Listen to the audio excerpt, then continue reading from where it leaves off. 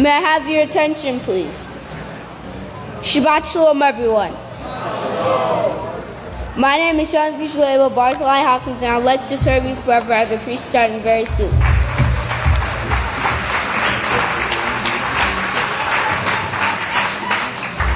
It's now time to start finding your seats for Sabbath services. Shabbat Shalom, everyone.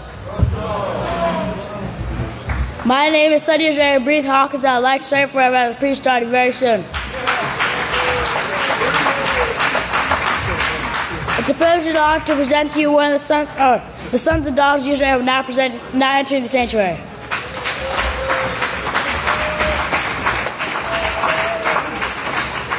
And now present one of the sons of Israel, Hodiah Hawkins.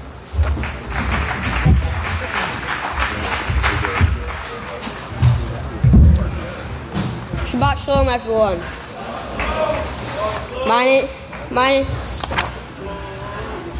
You may be seated. May the peace of Yahweh be with each and every one of you. Today my title is The House of Yahweh Established. The very first House of Yahweh was established in a city named after Yahweh's first priest, Abel. If you travel west from Abelin, Israel, you will pass right through Abelin, Texas. There Yahweh's last days established house is. We see in Isaiah how Yahweh will gather his people from the west. If you all please turn to Isaiah 43 and verse 5, found on page 557, it says, "Fear not, for I am with you. I will bring your seed from the east and gather them from the west." The prophets Isaiah and Micaiah, being inspired by Yahweh, at the prophecy that the house of Yahweh will be reestablished in Abilene, Texas. The chief of all nations. What is the chief of all nations? Yes, the United States of America.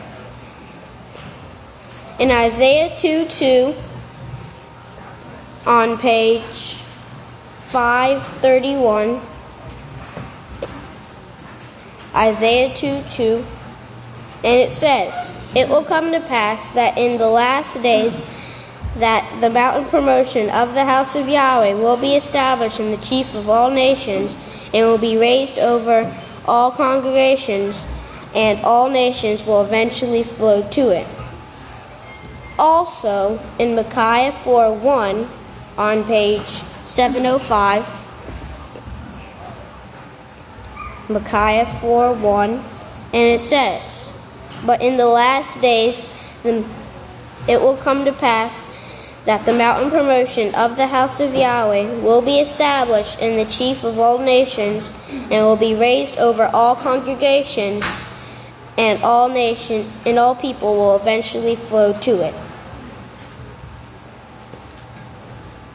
Yahweh also tells us how the house of Yahweh will be reestablished. In Zechariah 4:11 through 14, on page 719, Zechariah 4:11 through 14, and it says, "Then I answered and said to him, What are those two olive trees? One on the right side of the lampstand, and one on the left side of it." Then he answered, "Those are the two anointed ones who stand forth the supreme ruler of the whole earth." On your own time, you can read in Isaiah 44, 1, 3, and verse 5 to learn more about the one Yahweh has chosen to place his name. In the second book of Yisrayl, chapter 7 and verse 40, it says, Something was said in the news the other night and occurred here. There was such fear in the hearts of the people when the House of Yahweh was established among the Christian world. This is 3 major universities. Abelin is also said being the buckle of the Bible belt. In conclusion, Yahweh has given us the House of Yahweh, a job to do. The House of Yahweh must be published in the message of the kingdom and all the world, and then the end will come.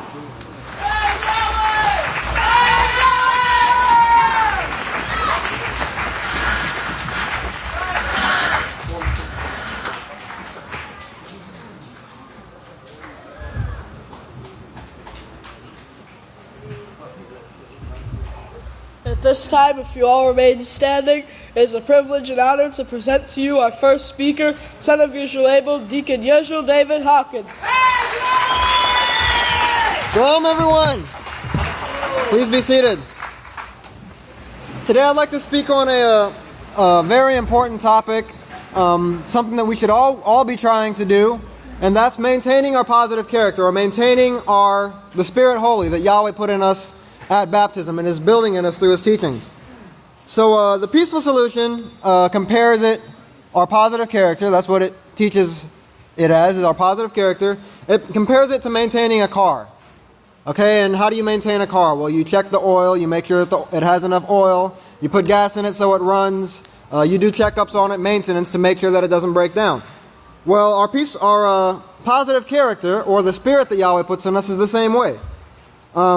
We can't just put gas in it once, or we can't come to services once, or study once and expect to still have that positive character or Yahweh spirit growing in us or maintaining in us.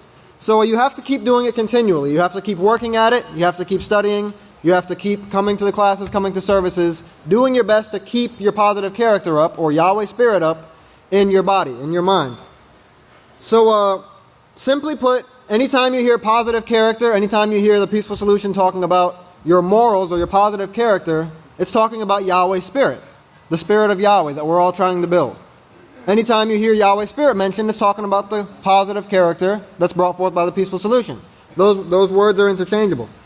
So we have to constantly make choices that are demonstrating self-control. Now, what is self-control? Okay, it's controlling your thoughts. That's what we learn in the peaceful solution. Now, it's the same thing in the House of Yahweh, which the peaceful solution is part of the House of Yahweh. So it's the same thing. Resisting negative influences, resisting Satan's influences that he puts in our head by controlling your thoughts. Controlling your thoughts. When you control your thoughts, if you control your thoughts and make positive choices, you won't make choices that are going to hurt yourself, others, or the environment. You're not going to do anything to jeopardize your position in Yahweh's kingdom. So how do we do that? How do we control our thoughts? What does the scriptures say we have to do? If you turn over to Proverbs chapter 4, on page 498, it says, Proverbs chapter 4, verse 23, it says, "Guard your mind with all diligence, for out of it flows the springs of life." If you remember, Deuteronomy 6, verse 7 tells us to teach our children diligently. Notice here it's also telling us to guard our mind diligently. So that means it's not just something that's going to be, that you can overlook. It takes a lot of work. It takes a lot of effort. It takes constantly having the peaceful solution in the forefront of your mind to guard your mind from negative decisions, from negative influences. It takes always having Yahweh's laws in your mind to guard your mind from negativity, from Satan's influences. So guard your mind with all diligence, for out of it flows the springs of life.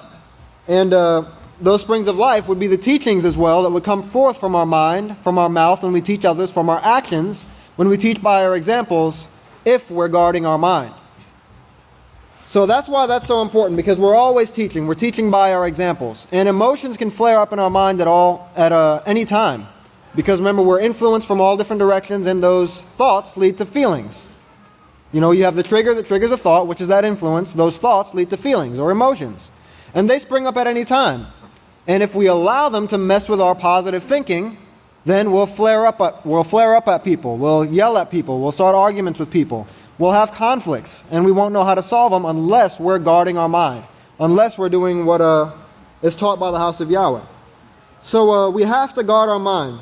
Protect your mind from influences or from making choices that will compromise your positive character, or that would grieve Spirit Holy. In the self-control unit on page 11,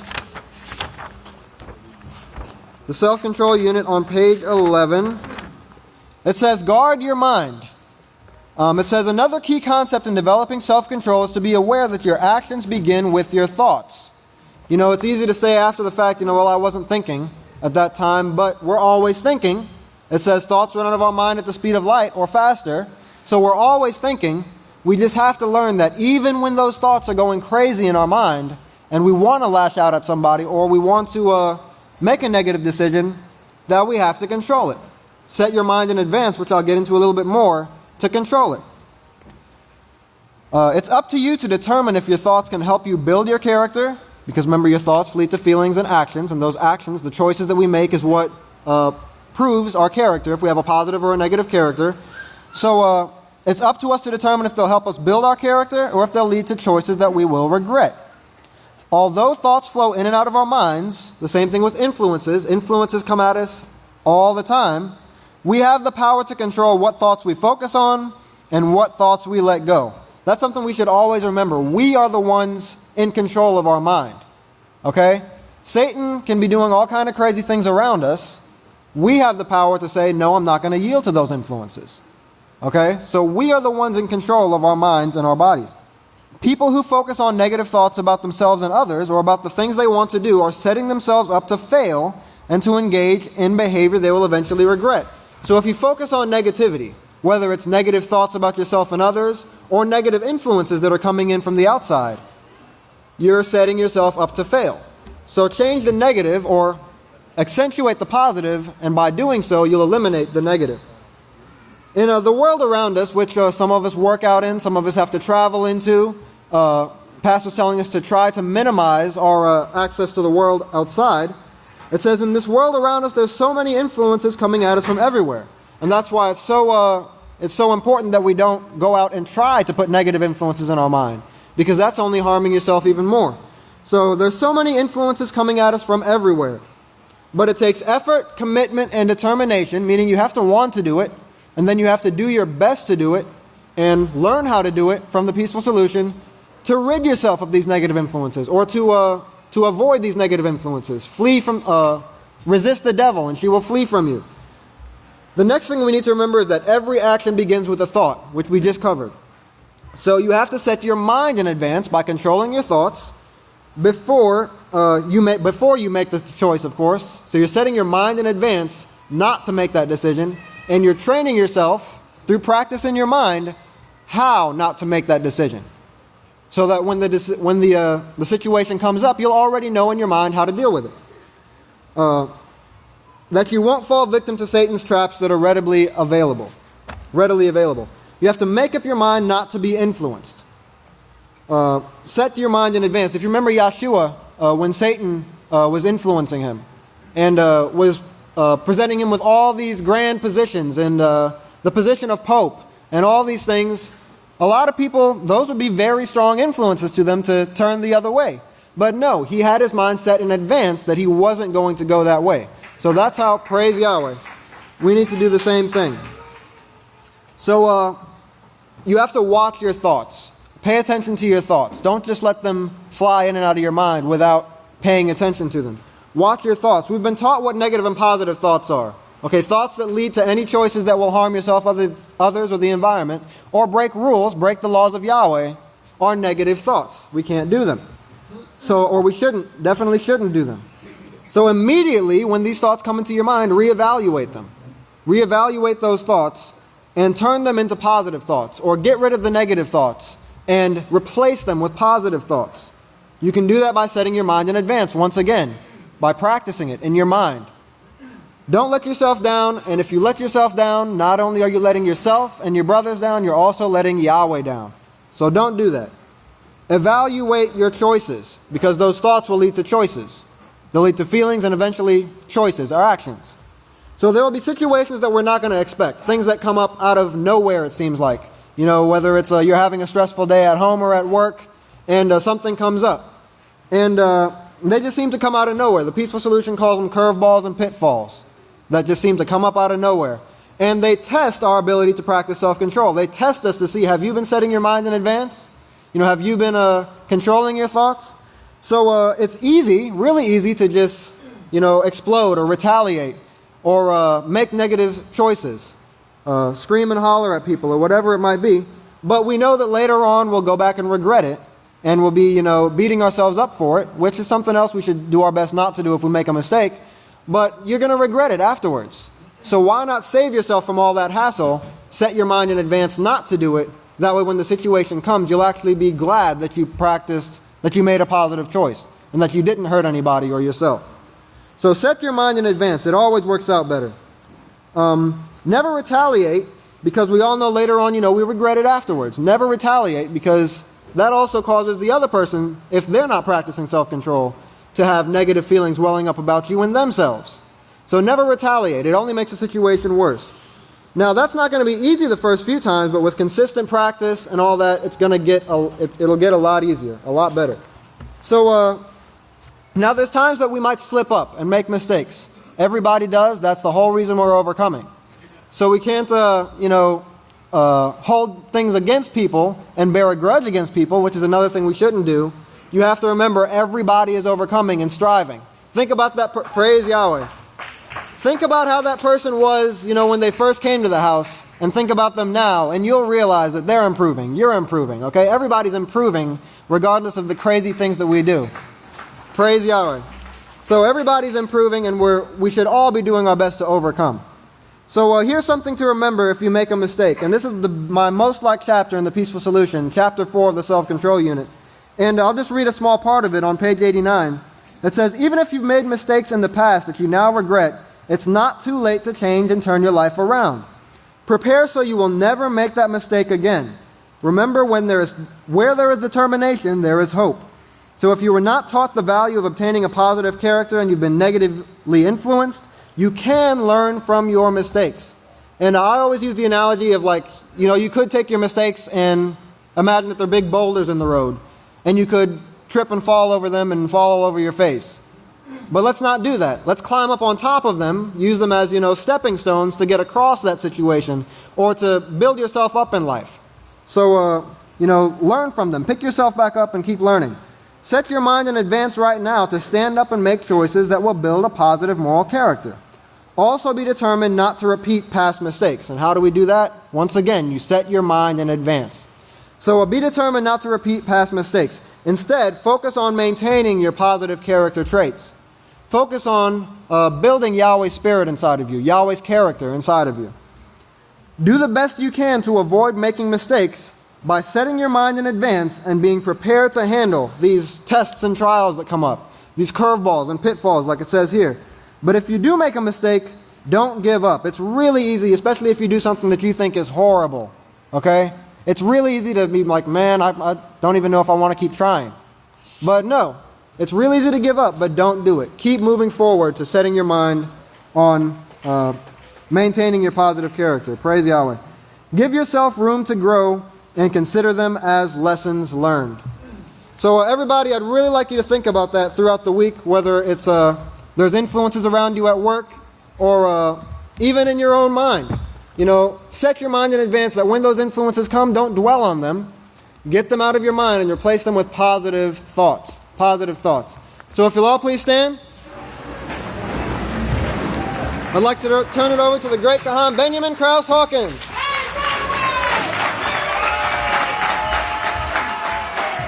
Shabbat Shalom, great saints of Yahweh.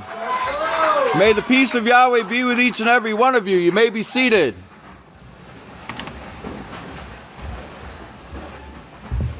It's a great blessing to speak before the great saints of Yahweh that Yahweh is recognizing as very honorable at this time. And I'm going to talk a little bit today about some signs from heaven again. And, I want to remind everyone, first of all, that this week, does everybody remember the anniversary of this week? Yahweh is in full control. And Yahweh is really showing this in grand fashion, okay? And there's been so many signs in the heavens over the last 7 days that I don't even have time to go into it. It would probably take, probably a few days to go through all of them that have been taking place. But I do want to talk to you today about some occurrences with some rainbows, okay? Before we do that, though, I want to talk to you a little bit about, I want to remind you of the meaning of this year. Remember, 2016 in Strong's, it means reverse, different, contrary, and it means to turn things around. Okay, to turn things around. Yes, we are going to turn things around. Now, we couldn't do this by ourselves. Remember, this Leviathan is so huge, there has to be a big reset button pushed. Okay?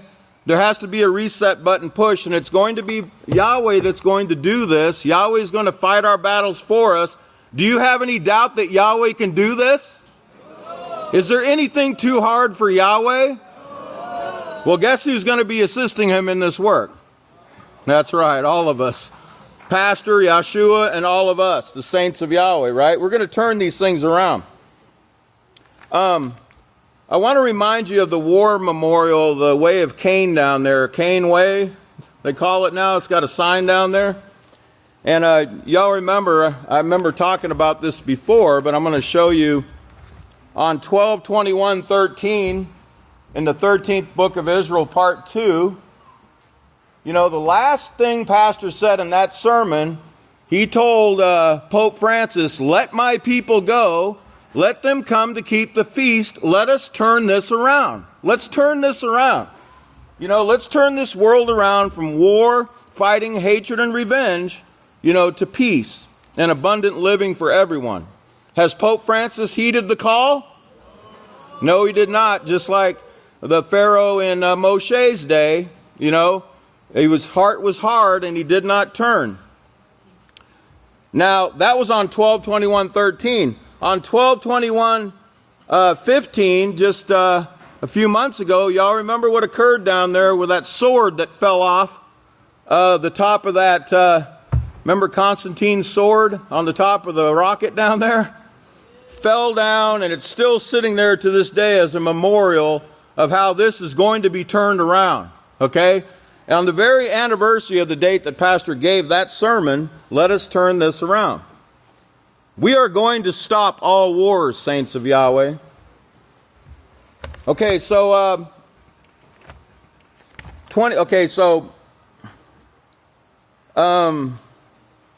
don't want to miss anything, so let me be careful here.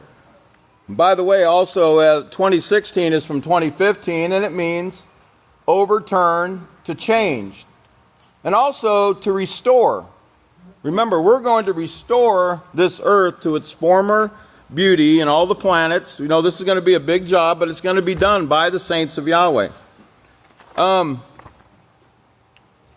over to Revelation chapter 10. That's where Pastor was speaking last Sabbath. Revelation 10 on page 977.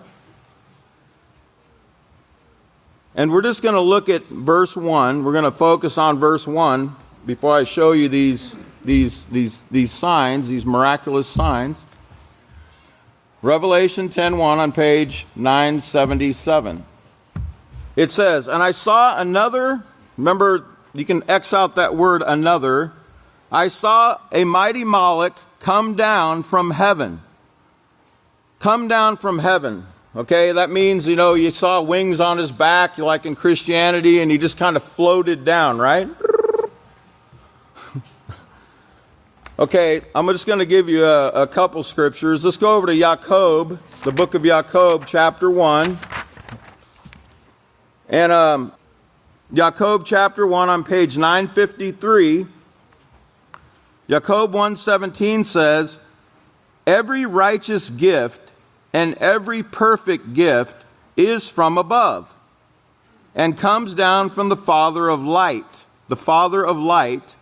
with whom there is no variation nor shadow of turning. Okay, now remember that righteous gift and perfect gift being from above, and it comes down from the Father of light, meaning that Yahweh, the one sent is sent through prophecy. He's spoken of in the Holy Scriptures, sent by Yahweh. Okay? Remember, how can they preach unless they're sent? Right? Remember Romans 10, I believe it is. Let's turn over to Romans 10 right quick. Romans 10, page 881. Verse 14 says, "How then can they call upon him in whom they have not believed? And how will they believe in him of whom they have not heard? And how will they hear without a preacher? And how can they preach unless they are sent? As it is written, how beautiful are the feet of those who preach the message of peace, who bring glad tidings of righteous things." Okay, now, so our overseer, back to Revelation chapter 10, is sent by Yahweh. He comes down by Yahweh's authority. It's written of in the Scriptures.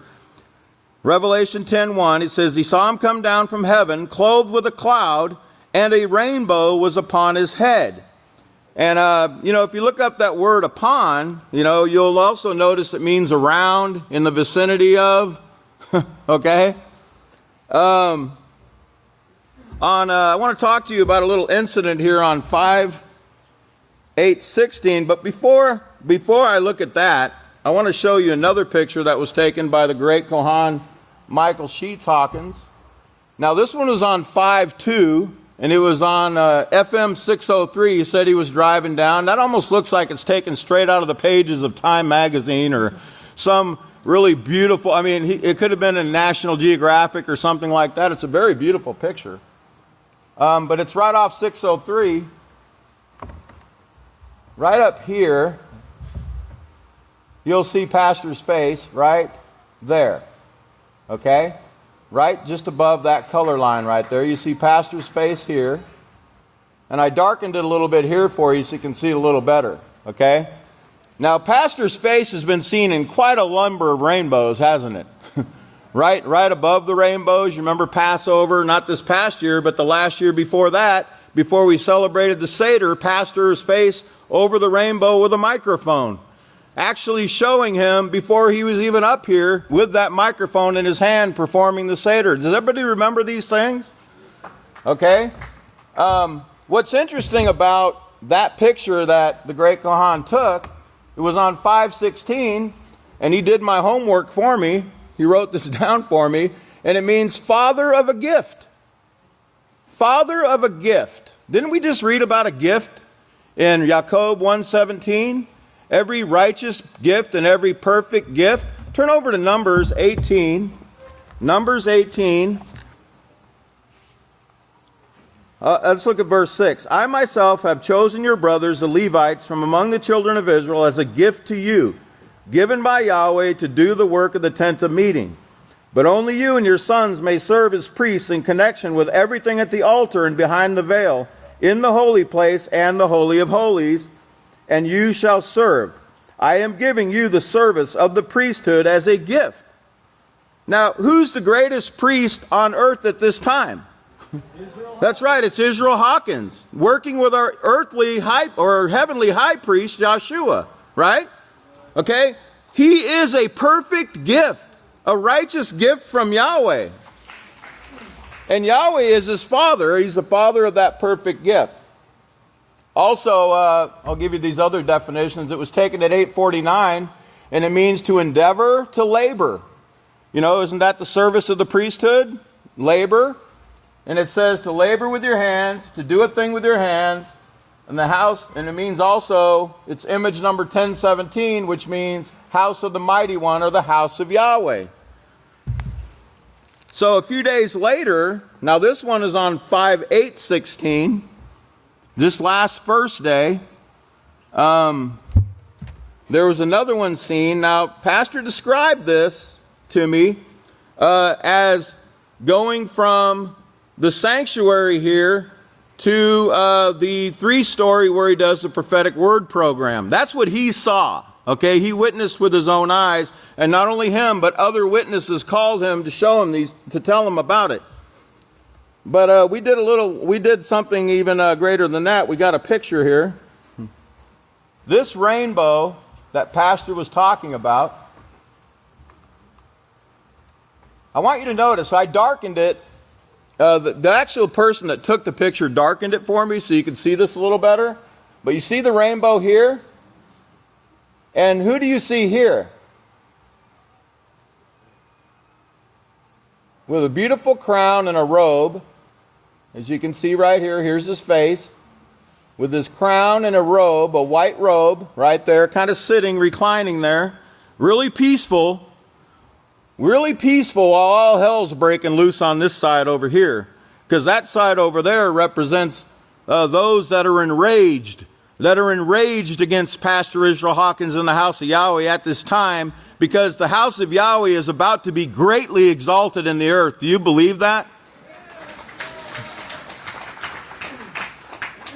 Can y'all see that okay?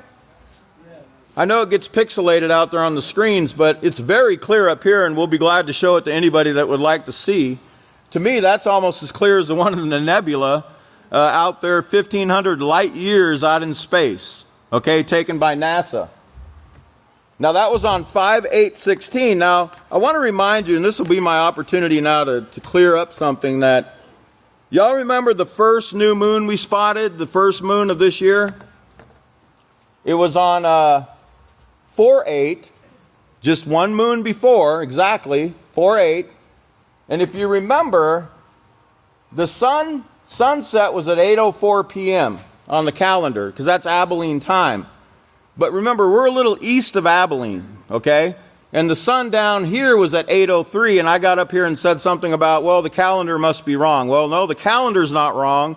It's the presenter that didn't quite get it across properly, but that the calendar's not wrong. This calendar's great. This is a perfect calendar, okay?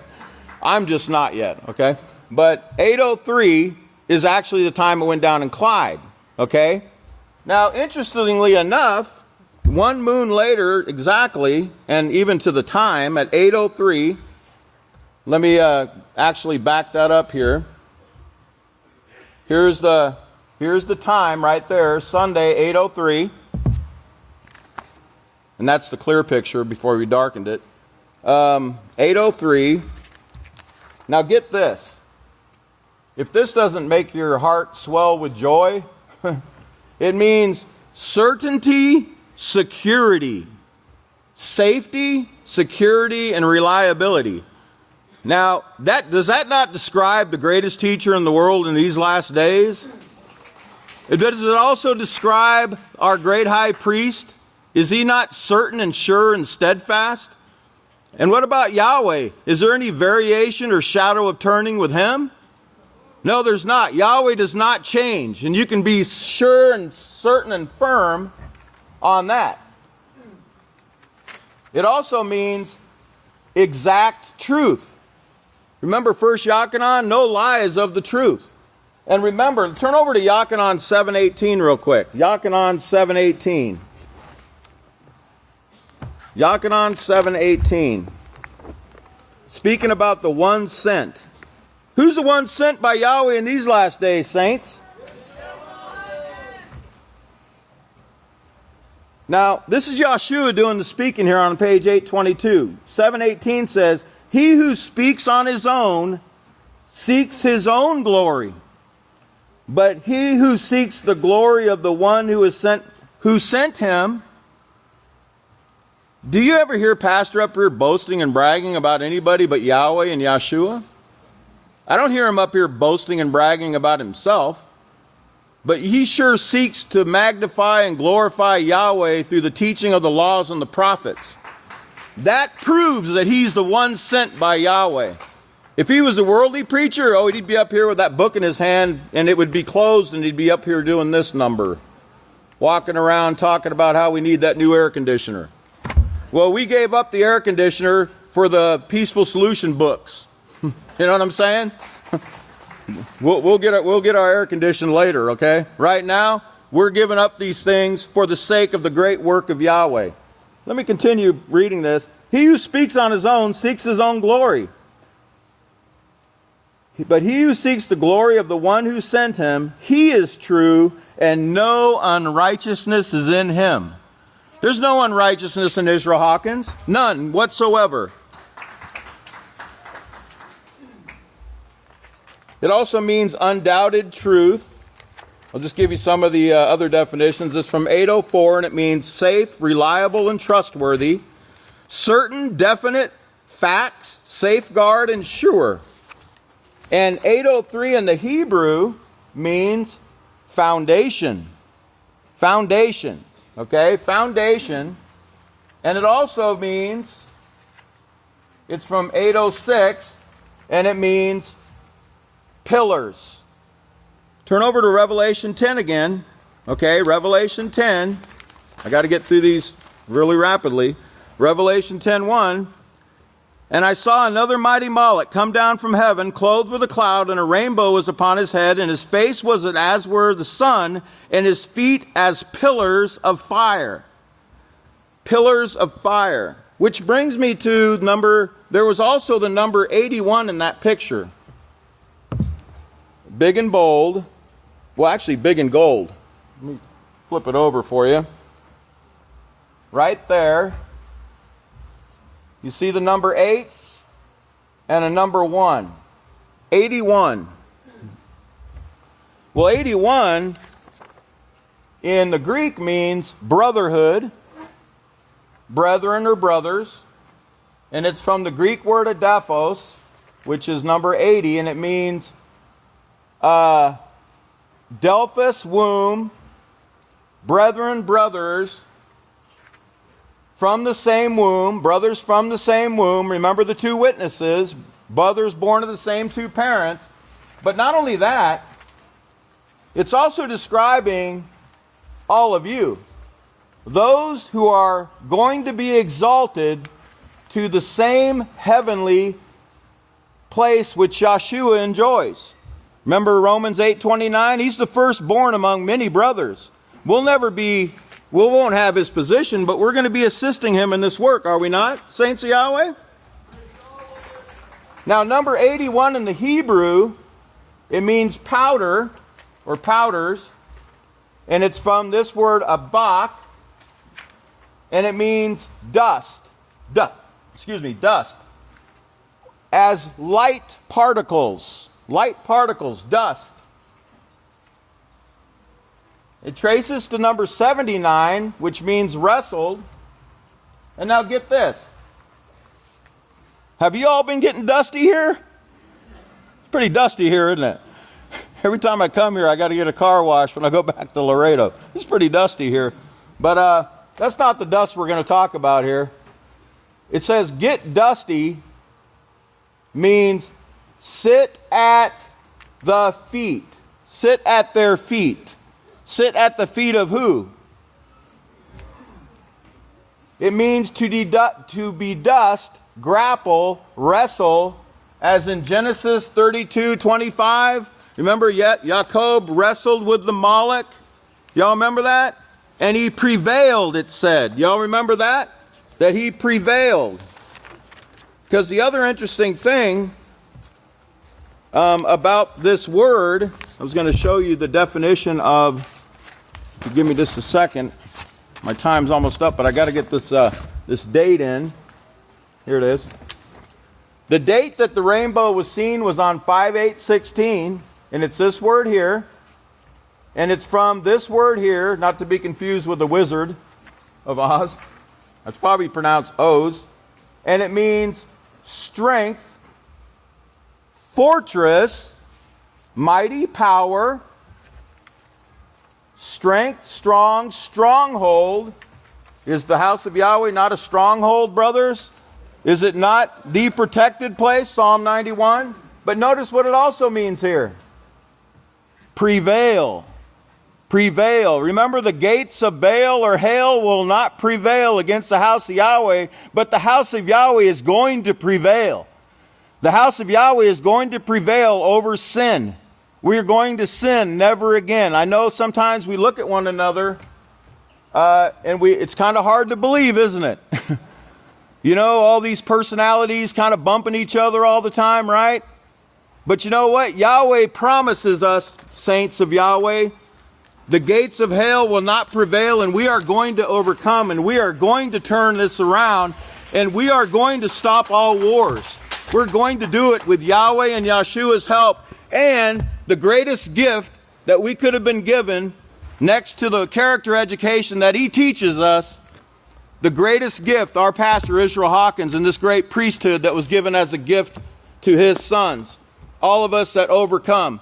And with that, it's been a great honor speaking to you today.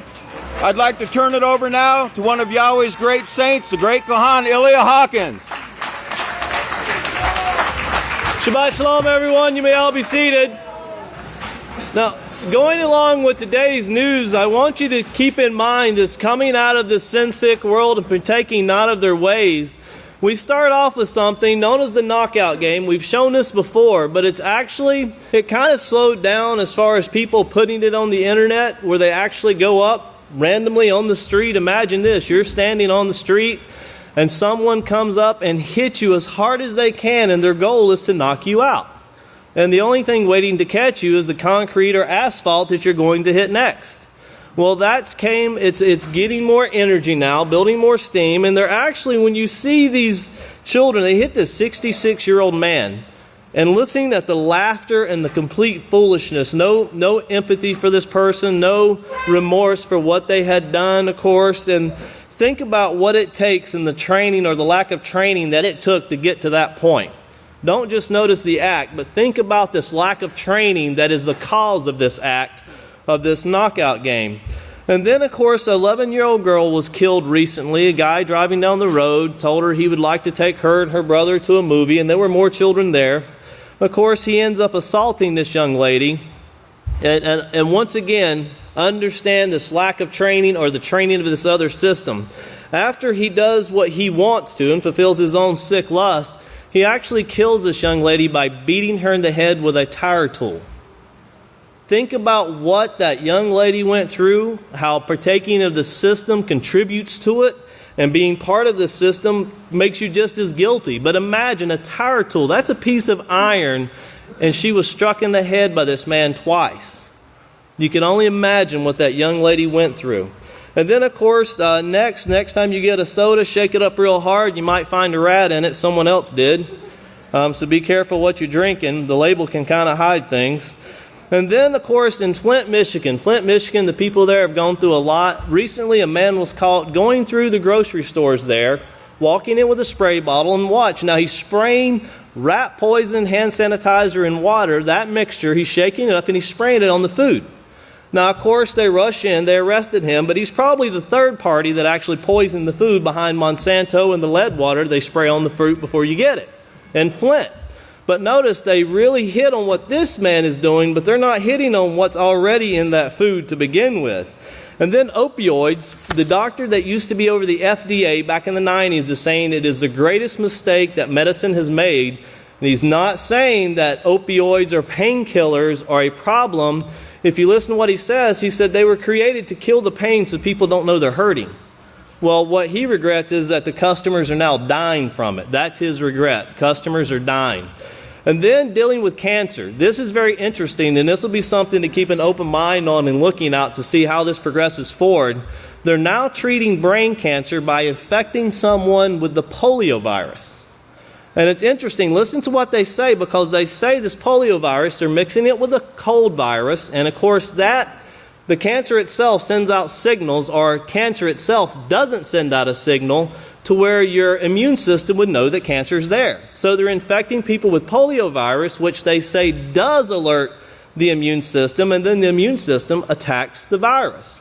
Now, of course, they're trying to Frankenstein and guinea pig these things together, because no one's saying stop the sin. Of course, they're making money. They're treating the cause they don't worry with, but they're treating the reaction or the production of a sin, this curse. That's what they're trying to make money on. That's what they're looking to make money on. But watch how they say very carefully that once the immune system knows that it's there, that your body can fight this. Your body can actually deal with things. But you have to be healthy. You have to be able to have a healthy system. And, of course, the best thing to do is not get it to begin with, but you have to work at it in a positive way. And, of course, only the House of Yahweh can show that way. And then, last but not least, a book. I want to show you this book really quickly. This is becoming, it's taken a lot of people by storm that's read this book. It's called Merchants in the Temple. And on RT, they interviewed the man that wrote that book, Merchants in the Temple, and it's talking about these agencies. And remember, Pastor said the Vatican is an agency. But watch very carefully. They're talking about how Pope Francis is now fighting with the inner agency. There's a battle within the agency, and everyone's vying for power, trying to win over part of this agency. And the corruption and all of those things that are entailed in there, well, of course, Babylon is falling, it's crumbling, and there's probably more arguing in that agency about how to deal with this house in Abelin, Texas that's exposing their sin. That's probably what's causing the stir.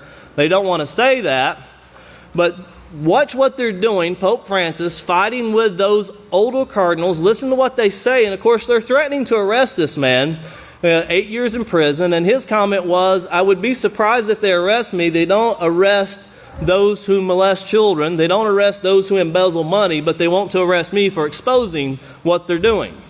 Well, of course, the House of Yahweh is the only true source that is exposing this world and this system for what it truly is. So at this time, if we could please play the news. Pay close attention. The news you are about to see is fulfilling Bible prophecy.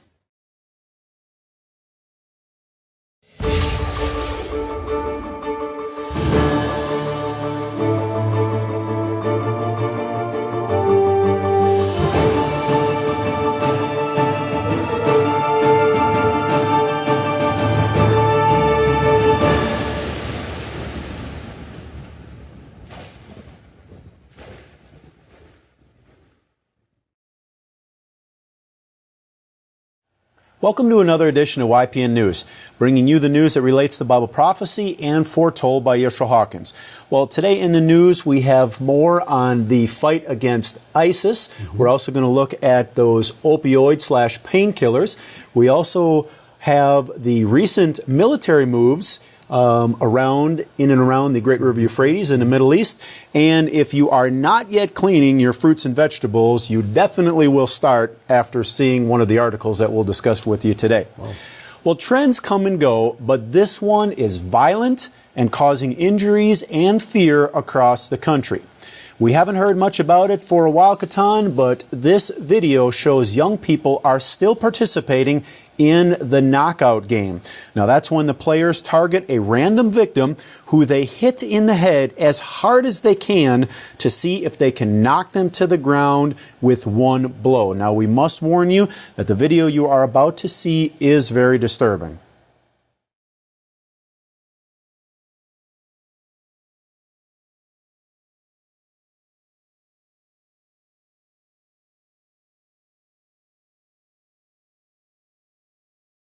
Wow. Well, an 11-year-old Navajo Nation girl is dead. Her and her 9-year-old brother were lured into a car after school with the promise of going to the movies. Instead, this 27-year-old New Mexico man, Tom Bigay, drove them into the desert where he separated the two children and sexually assaulted the girl. Then he proceeded to beat her with a crowbar until she died. Well, after the assault and murder of the young girl, Begay abandoned her brother. Now, police later arrested Begay. He could face life in prison. When the Graves family gave their grandson Caden a bottle of Dr. Pepper, that wasn't all they were giving him. The 3-year-old drank half the soda while on the car ride, so they put the cap back on and didn't notice anything strange until the next morning. Floating in a half-empty 20-ounce bottle of Dr. Pepper was some sort of rodent. Ooh. Yeah, that's right. Half gone already. Yes, you heard that right. Beady eyes, small ears, and a tail pretty much gives it away. Well, John Graves, the 3-year-old's grandfather, told local news reporters pretty good-sized mouse. It's about 3 inches long with a big tail. You think about rabies, you think of dirty, filthy rodents, he said. You know, what did he, referring to his grandson, ingest? Yeah. Well, concerned for Caden's health, they called their pediatrician to have a checkup for him. Now, they also contacted the state of Texas and the CDC as well. Yeah, that's got to be a little scary. The family also contacted Dr. Pepper. A spokesperson for the company told them they want the bottle so they can run tests on it. However, the Graves family wants to get their own testing done before turning the bottle over to the Dr. Pepper company. Well, the Department of Justice, along with the Department of Education, have issued guidelines to all public schools in America, ordering them to allow any transgender person to have access to any bathroom or other facilities on school grounds. And that, Katan, includes locker rooms and shower rooms. That's a problem waiting to occur, but it doesn't stop there, Jeff. You know, if you're heading off to college next year, if someone was to do so, and you're a young man who identifies himself as a woman, well, you can say that you would like to stay in the all-girls dorm. Yeah, that's right. As you can imagine, this really changes everything.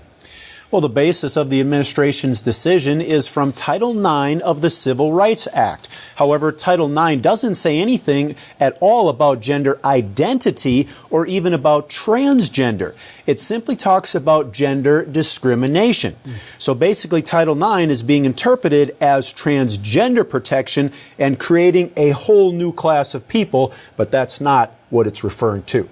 Seems like a lot of the things that they're pushing for kind of is off the path of what we would normally call civil anymore. Right. And it creates a lot of confusion. Well, now, this is not talking about people who have actually undergone surgery to have their gender changed. That only accounts for 0.3% of the population. This number is small compared to the number of people who identify as transgender. Well, the response of many schools is that they don't even have this problem, but now the government has made it an issue for everyone. And if they didn't have the problem before, they're probably going to have it now, allowing boys and girls to use whatever bathroom, lockers, shower rooms they want. I'm sure there'll be a lot of angry parents as a result as well.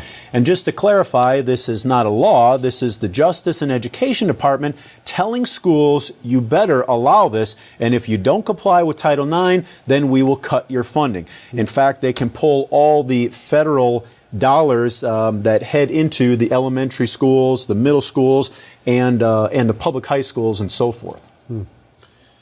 Well, gender uncertainty isn't the only thing that has people scratching their heads this week. Larry McGee has our coverage on a man who apparently decided to poison the food at a popular grocery store just because. And several other stories, including some of the latest on the U.S. military. Larry, what do you have for us on this report? The Federal Bureau of Investigations has got involved after a Detroit man acknowledged willfully contaminating food in several grocery stores. The man is reported to have hit at least 12 locations before the spree was brought to a halt, thanks in part to tips provided by the public. The man admittedly sprayed a combination of mice poison, hand sanitizer, and water on the produce of a list of stores in the Ann Arbor area, including Meijer, Plum, and Whole Foods, all over the course of a 14-day time span.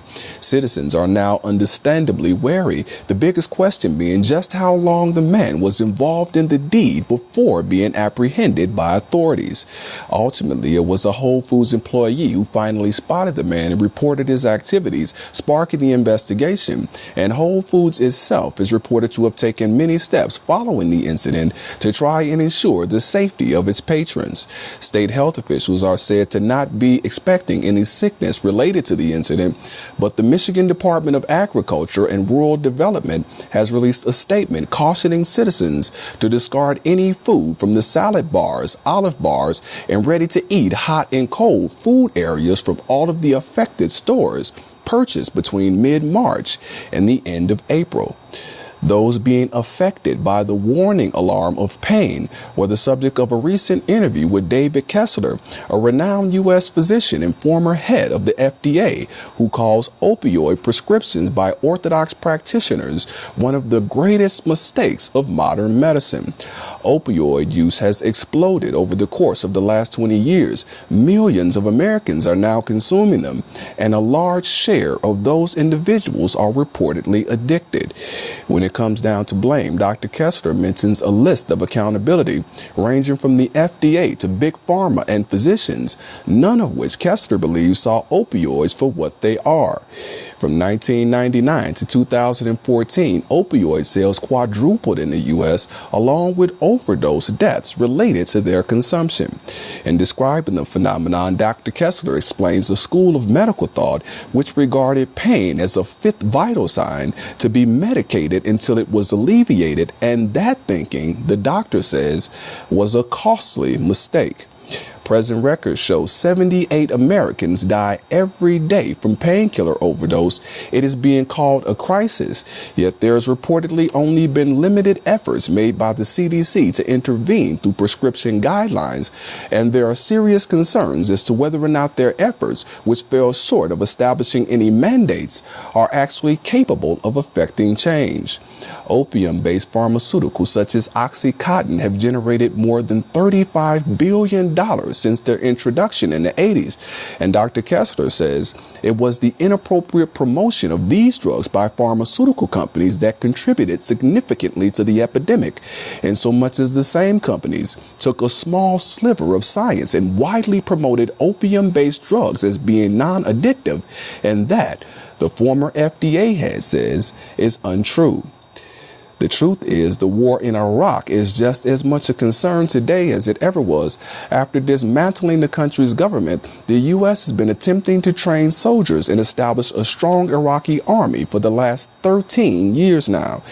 Effort has come with a $30 billion price tag for American taxpayers, and analysts don't foresee an end to the fiasco anytime soon. U.S. soldiers convey frustration at what they perceive to be a lack of similar motivation and aggression on behalf of Iraqi soldiers. That, they believe, has led to multiple tours for many of them, having to return to assist with the same problems. Outdated machinery and insufficient artillery are also being cited as Iraqi soldiers struggle to contend with ISIS, whose recent attack on Baghdad is reported to have produced the worst bloodshed the city has seen this year. U.S. trainer and Sergeant First Class Josh McSpadden believes, however, that the attacks will galvanize the recruits that he's been given to train, since they'll undoubtedly be angry and want to take their cities back over.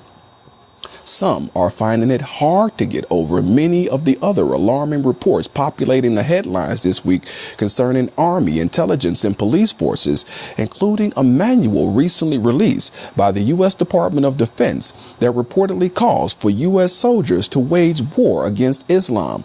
Along with that, the CIA is in search for yet another mole amongst its ranks, guilty this time for providing information concerning a recent Al-Qaeda airplane bombing, all the way down to the local level, where a Georgia police officer is being called to task for kicking a pregnant woman in the stomach, an action which, needless to say, is just sick. For IPN News, I'm Larry McGee. Katan Jeff, back to you. Boy, that is going to be hard to justify, Katan, an officer kicking a pregnant woman in the stomach. It's horrible. Well, Romania has a new NATO missile defense system, and Russia is not too excited about it. The two U.S. F-22 fighter jets on the base in Romania are designed to send a clear message to Russia. Now, U.S. General Timothy Ray said that the two aircraft, along with the 220 servicemen stationed there, are there to ensure their allies deter aggression and to stabilize security and to highlight our commitment to NATO. Romania is also where Europe built the missile defense system, and another one is being built in Poland. Now, Russia and NATO's relationship went south about 2 years ago when Russia annexed Crimea. Experts say that as long as they continue to hold the area, as well as continuing to put military forces there, NATO will continue to have a strong presence. In spite of this tit-for-tat buildup, experts say there's no reason to fear a new Cold War. Bruno Lette of German Marshall Fund said that the West and Russia have mutual interest, including nuclear proliferation, the fight against terrorism, and even Syria. The next NATO summit takes place in July, and it's there they'll discuss the need to increase its presence closer to Russia's borders. Well, Moscow said that it will work to neutralize the threat posed by the missile system in Europe, that defense system. In fact, Putin said, now that these ballistic missile threats have arisen, we are forced to think how to neutralize emerging threats to the Russian Federation. Putin also said that the missile defense system threatens global security as a whole and is aimed at blunting Russia's nuclear arsenal. Well, these remarks came after missile defense system in Romania and Poland were put online, which we just talked about. Of course, they're expecting it to become fully operational in 2018. And that defense system, between the two of them, were around $800 million. Wow. Yeah.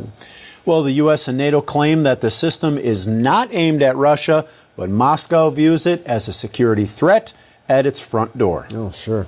Well, the CIA is fighting with the Pentagon in Syria. That's right. The CIA-backed group Ferzan al-Haq, or Knights of Righteousness, were reportedly forced out of their position by the Syrian Democratic Forces, who are backed by the Pentagon. That's right. All of this fighting backed by U.S. agencies is being done at U.S. taxpayers' expense. This report comes as President Obama authorized a plan to train and arm new Syrian anti-government fighters. Let's not forget, though, Jeff, when we reported on it not that long ago, what occurred to the last plan to train and arm fighters in Syria. That didn't go so well. That's right. 5,400 fighters were planned for 2015 with a budget of $500 million. Out of those 5,400, only about 4 or 5 fighters remained, with 70 defecting and many traded off weapons to al-Qaeda affiliates. And the White House, in the end, had to admit that the program to train and equip fighters didn't live up to its expectations. I would imagine not 4 or 5 out of 5,400 at a cost of $500 million. Yeah, that's a lot of money. So many are scratching their heads, of course, asking, will it work this time? And if so, how come? What's going to be the difference? Well, like they say, the proof is in the pudding.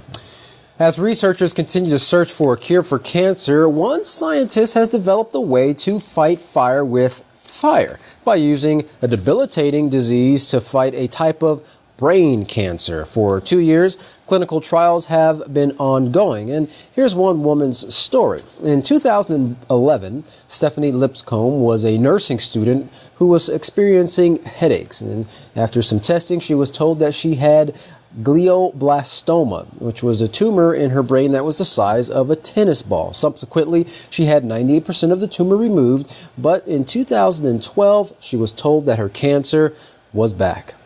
So with no other options, doctors tried a new procedure, an experiment with the well-known polio virus. Molecular biologist Matthias Gromeyer was the developer. He modified the virus's genes by taking out a certain part of it and replacing it with a strand of the common cold virus.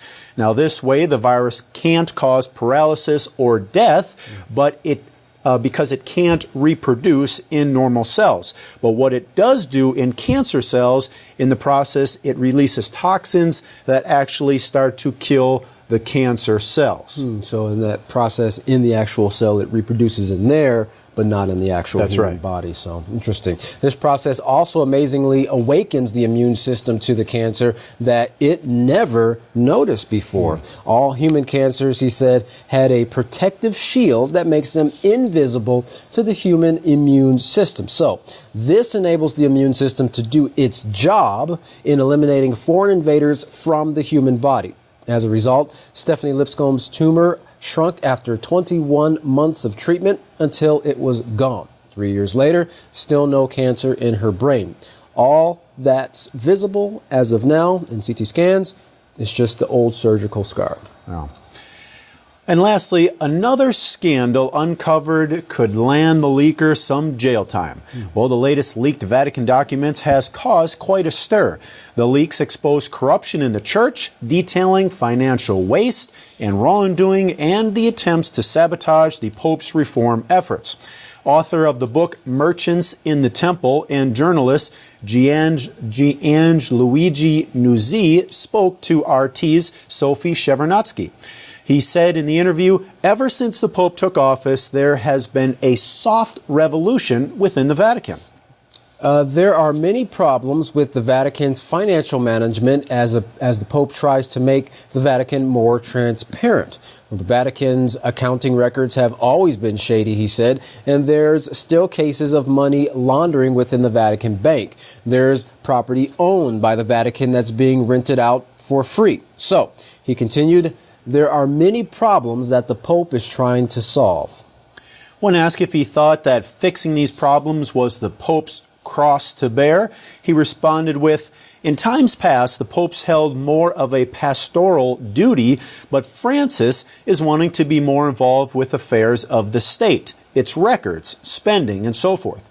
So this is causing a battle within the church, but I don't believe that the Pope will lose this battle because it's not just the Pope, but all of the Catholic believers behind him, he continued. He also said that the Pope doesn't have enough power to do this himself. He's trying to change the mind within the Vaticans of the cardinals and those who officiate there, and he can't do anything alone. He needs people. He also said that he believes people outside the Vatican support the Pope more than those within the city's gates. It's not easy to make people within the Vatican adopt the new way of thinking because their mindset dates back, and he said, centuries. It dates back centuries, and it would be impossible to change it in 2 years. Another problem, he continued, is that the cardinals within the Vatican don't want to share their powers with the new agencies created by the Pope. In regards to the pressure put on those who leak information about the Vatican to journalists, he said, I'm surprised that a country that doesn't arrest anyone, not even pedophiles, would arrest a person on the charges of leaking information to journalists. Interesting. An investigative commission who requested records from those who deal with canonization, of course he never got those records, later discovered that there was a practice of canonizing people for a price of merely 750,000 euros. What a deal. Now, Mr. Nuzzi said he didn't know who benefited from that money, but he knew it didn't go to help the poor. Well, it's clear to see that the world and all its inhabitants are being driven into total and complete confusion, while their care and concern for one another has pretty much ceased to exist. Now, there is a solution, but you're not going to be able to find it at the Vatican. They're too busy trying to plug leaks in their ship that's currently sinking.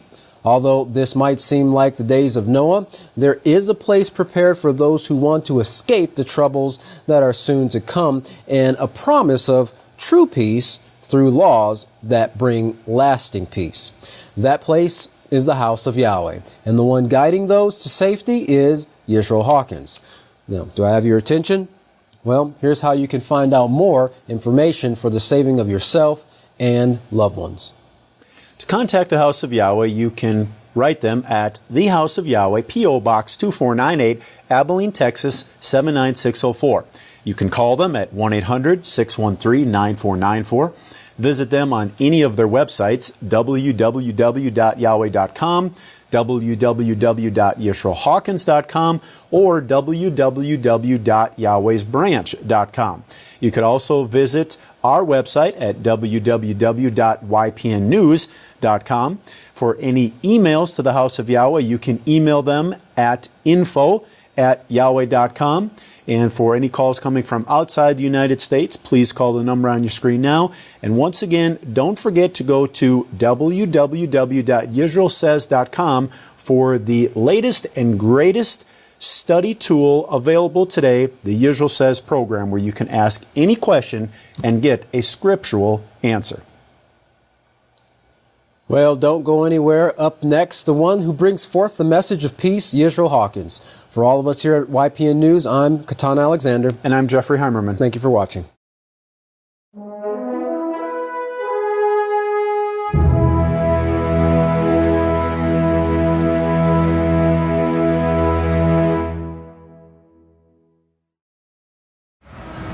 This time, if everyone will please stand, I'd like to introduce the greatest teacher in the world, the great Kahan Yisrayl, Abel Hawkins. Hello, everyone.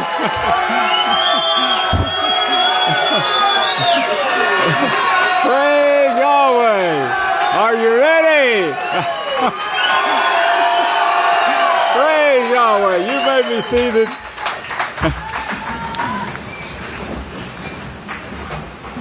The 12 disciples, if you figure that up, it cost us $750,000 a year to be a saint.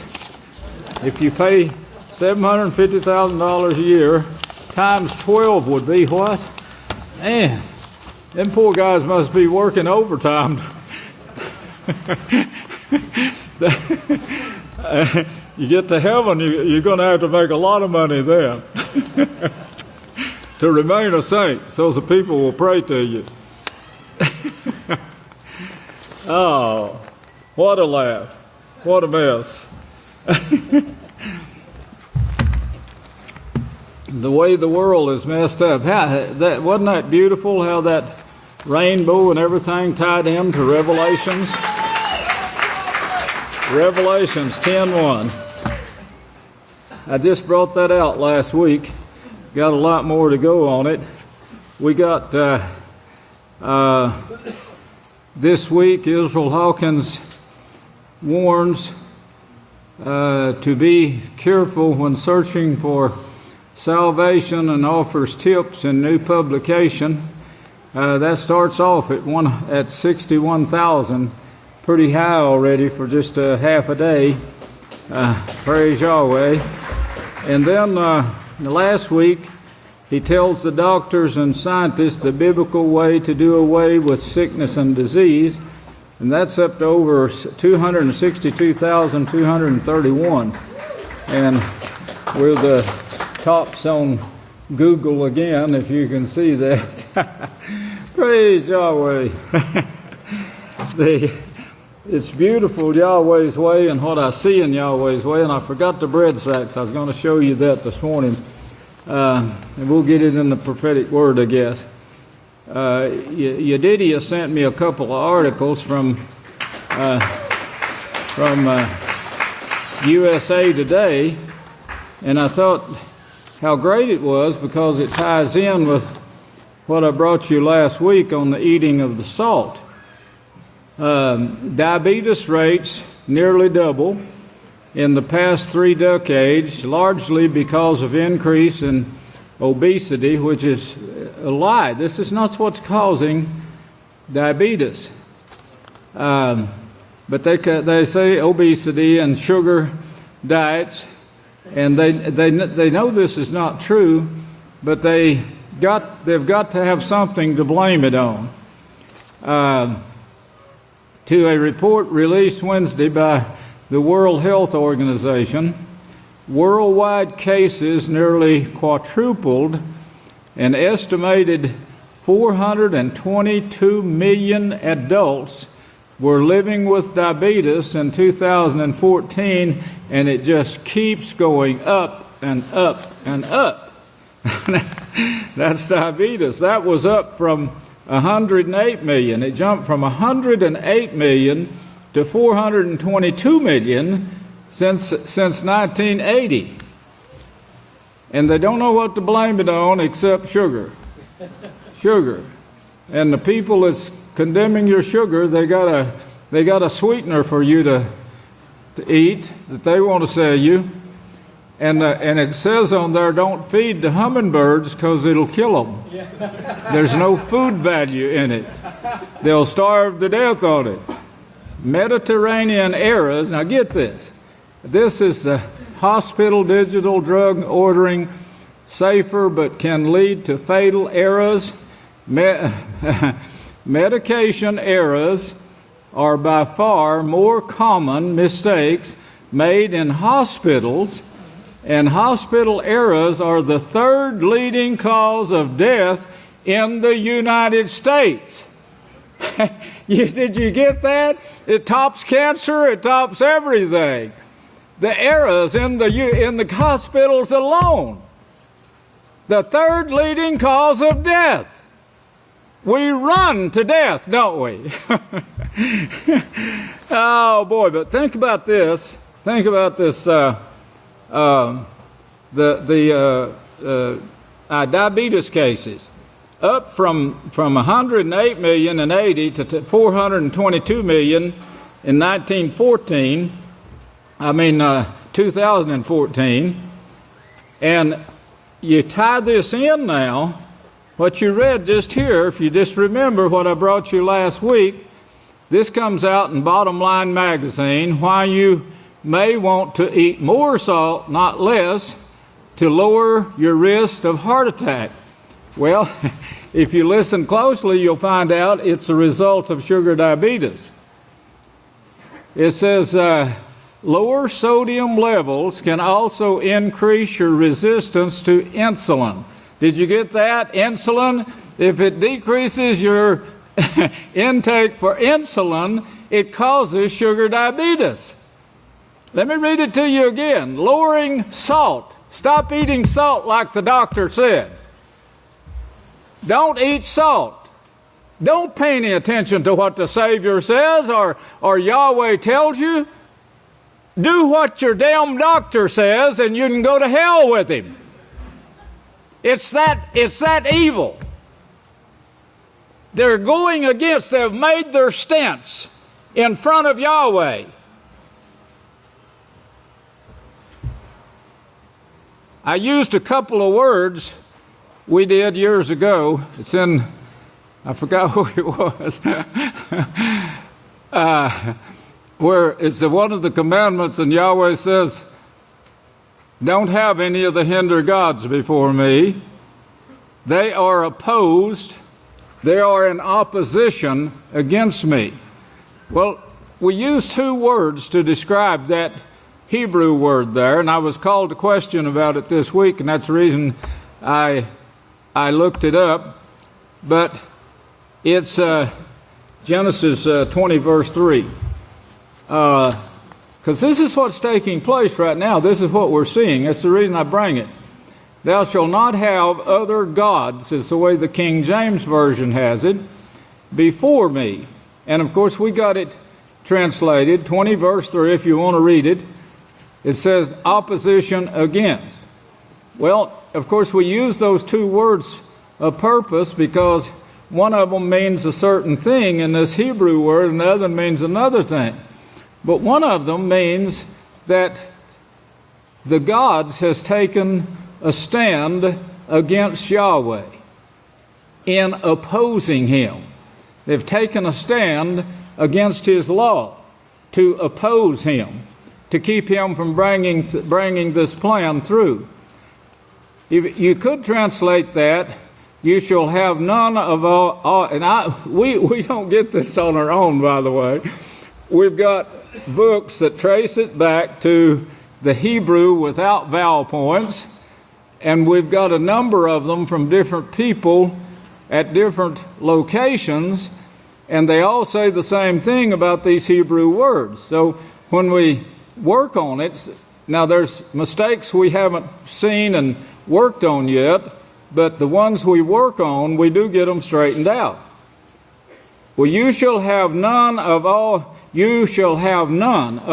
the gods, Elohim, that's gods, you left behind at all in opposition against, in defiance of me.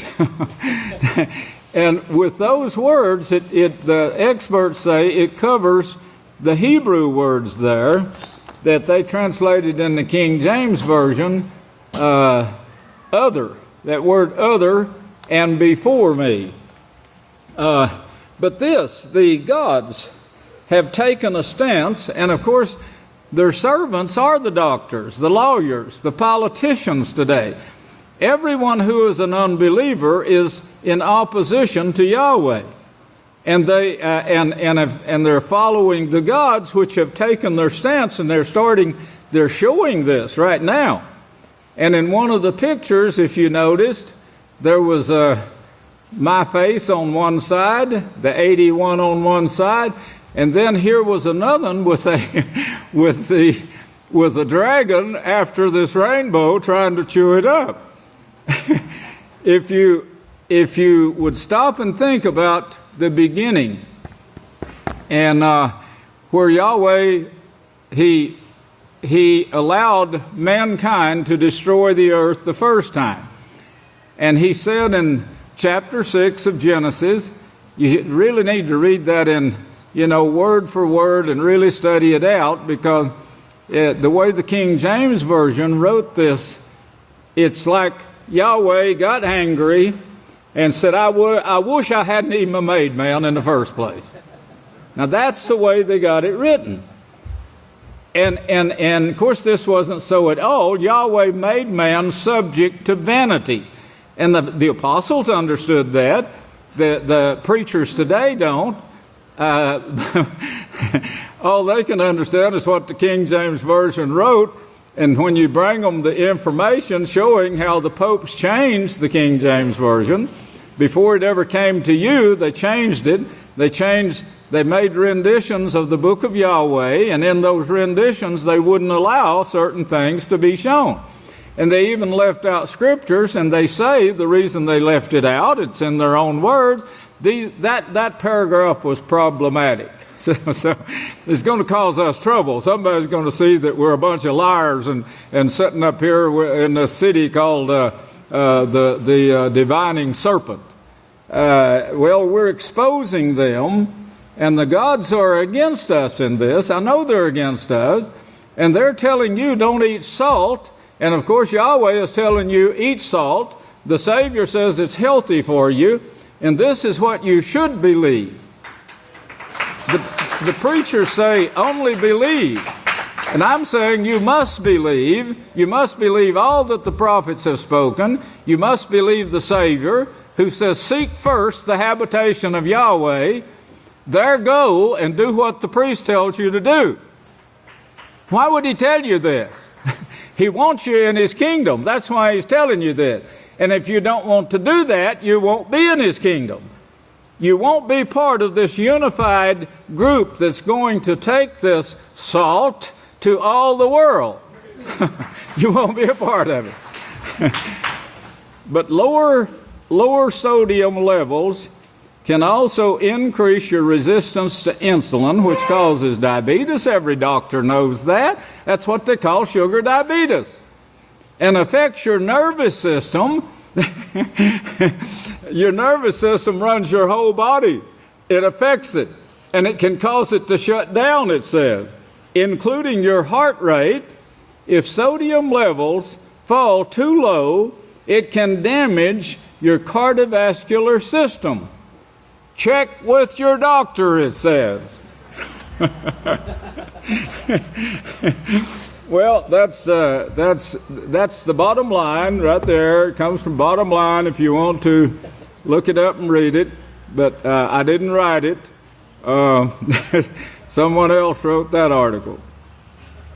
Here's what the world is up to.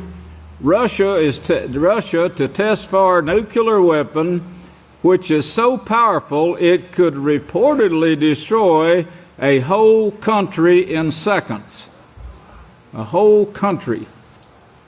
2,000 times stronger than the one dropped on Hiroshima. The missile is expected to be capable of delivering up to a dozen warheads, allowing to effectively destroy an area the size of Texas. Think of that. The size of Texas. If they dropped a bomb in the middle of Texas, it would wipe out all major cities in the state. That's what they're saying. Even on the coast, even up in the Panhandle, everywhere. 750 miles from the point of explosion, it can wipe out everything within 750 miles within the point of explosion. Timeline of terror, the grim power of modern nuclear weapons.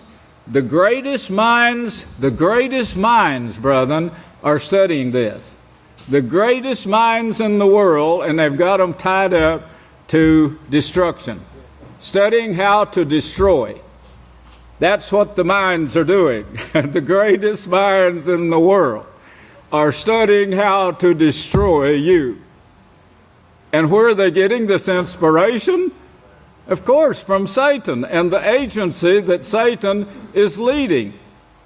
The divining serpent, the leader of the kings of the earth. Malachi Martin told their moves before they ever started making them. In the book, The Keys of This Blood, he meant Genesis 49:9. Nobody knows it until we bring it out. They haven't got sense enough to study on their own, and we bring it out and they start running with it, of course. Sometimes they just ignore it, like they do when we tell them to eat salt. I think that's all I wanted out of this article, but wait just a second. It shows that the United States shows that China is ahead, in fact, a little now, but the United States is still the strongest nation on earth and will be up until the very end, but the end is not very long, not very far off. The great turning around. Now, our great elder, Benjamin Krause Hawkins, brought that out too, the 2016. This bomb that Russia has created, it's called the RS-28 Sarmat, S-A-R-M-A-T. I think this is named after a Hebrew colony. I think I remember this. I haven't checked it out, but I think it's named after a Hebrew colony, and I don't know why just yet, but we'll find out. But I think they were probably people who fought hard and used the sword and the weapons, which that's the weakest thing you could use. People don't know it, but these bombs are the weakest thing you can do. You know what's your strongest thing you could do? Strongest thing you got, the strongest strength you got, it's Yahweh's laws. Yahweh's laws. It changes the heart and the mind. Force does not change. It only makes you hate more. The RS-28 Sarmat missile, dubbed Satan II. Satan II. It's named after the serpent. That old serpent called the devil and Satan that deceives the whole world, and they named it Satan II, will replace the SS-18. It is capable of flying at a speed of 7 kilometers. That's 4.3 miles per second. 4.3 miles per second. Every tick of your watch, 4.3 miles is too fast. They can't even catch it. The Sarmat has a range of 6,213 miles. Russia is preparing to test a nuclear missile which is so advanced it could get past NATO defenses and detonate a large slice of Europe within seconds of launching. Seconds. It don't even take a minute to get there.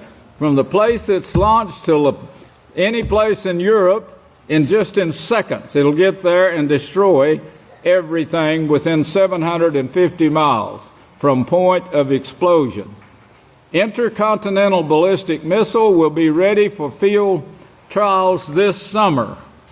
You know, let me read you one more thing. The Sarmat missile could deliver a warhead of 40 megatons. That's 2,000 times as powerful as the atom bomb dropped on Hiroshima and Nagasaki. Missile could destroy an area up to the size of France or Texas, a range of 6,213 miles, which could allow Moscow to attack London after other European cities, as well as reaching cities of America, West Coast and East Coast.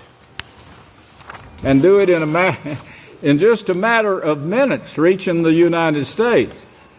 Not only are they too fast, they're their defense system can't even catch them. They're too fast, but they have got rid of the predictable flight path.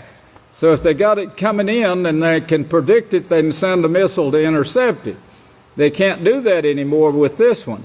It maneuvers all the way, so it is terribly difficult for any missile defense system to shoot it down. Well, that's what the greatest minds that they have. They're not the greatest teachers in the world, but they got the greatest minds of the world. State pushes back on transgender bathrooms. This is great, and I want you to understand why, because I can see the breakdown now of the Catholic Church. The Catholic Church is fighting inside, by the way. They're fighting each other. But now they're also fighting out here. They're the leaders of the kings of the earth, and they're trying to push sodomy more than anything. That and the AD and BC, they're trying to push that. That article is growing, by the way, and we're going to run it again, and we're going to change the name and rewrite the article just a little. But because people don't understand when they use this BC BC and AD and BC. They don't understand that they're giving honor to two gods that Constantine chose, that Constantine himself chose, and he was so stupid, he was so ignorant religiously, scripturally, he thought he'd chosen one God, when he chose those two gods, didn't even know there was two. But he was the one that was authorizing this. He had full power, so he says, this is the God you're going to worship. And then he gives them two. Well, these are the gods you give honor to, these same two that Constantine chose. I've got to make that plainer in that article. Politicians in Texas and Arkansas, in fact, there's eight states, and elsewhere, vowed defiance. They vowed defiance. The United States is not in unity by any means. The Obama administration told public schools across the U.S. on Friday to let transgender students use the bathrooms and locker rooms that match their gender identity.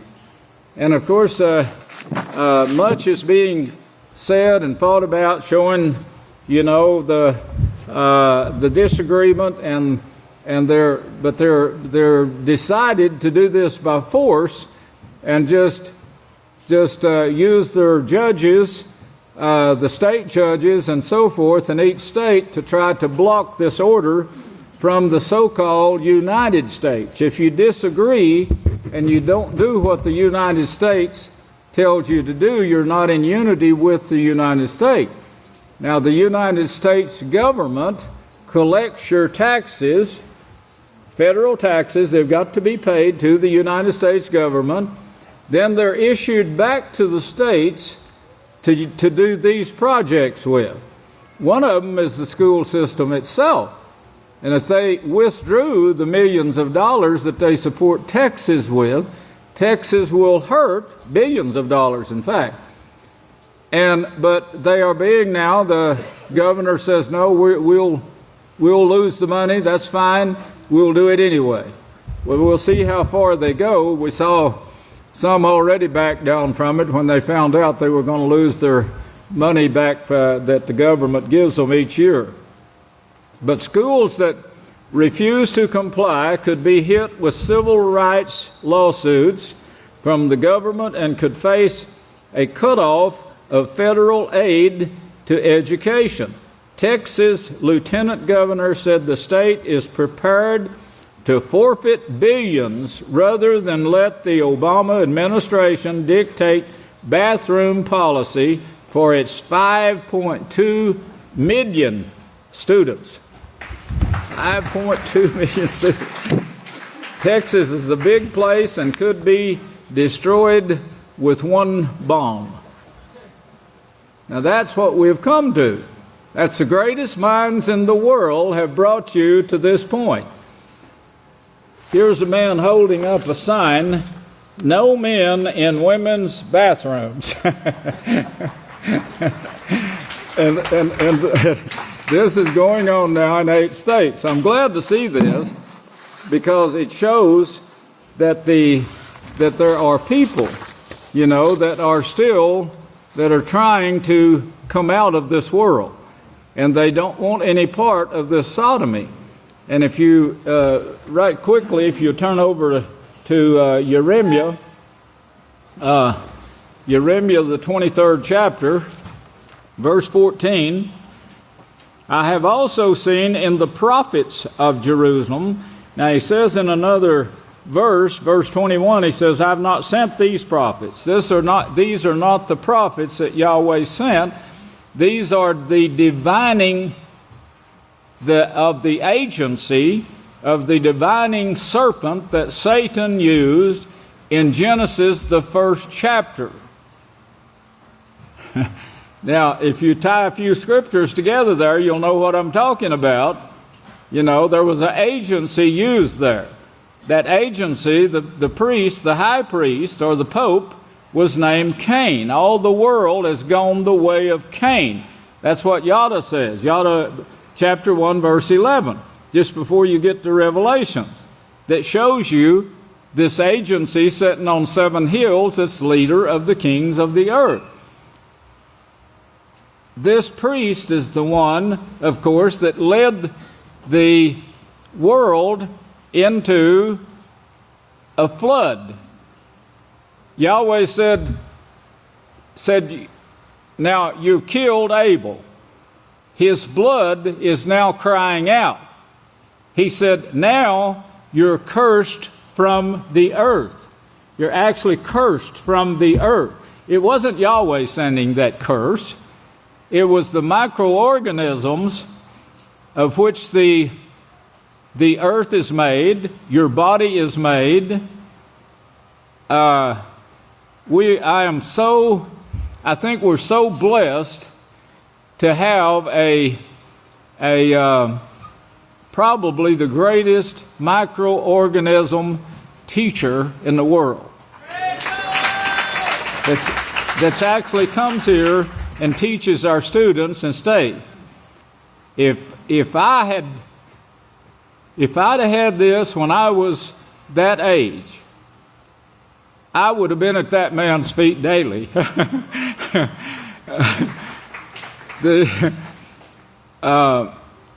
It makes me think of an incident where I told a doctor that he was talking about microorganisms, and I was telling him, that I saw in the scriptures that this is what made up the earth, and he wanted to know how, but you could see that that's what it is from the earth. This very scripture that I just quoted you, that the earth curses a person who tries to destroy the earth, and they don't really take vengeance. It's not like the microorganisms are taking vengeance, but they're losing their power, their ability when you sin.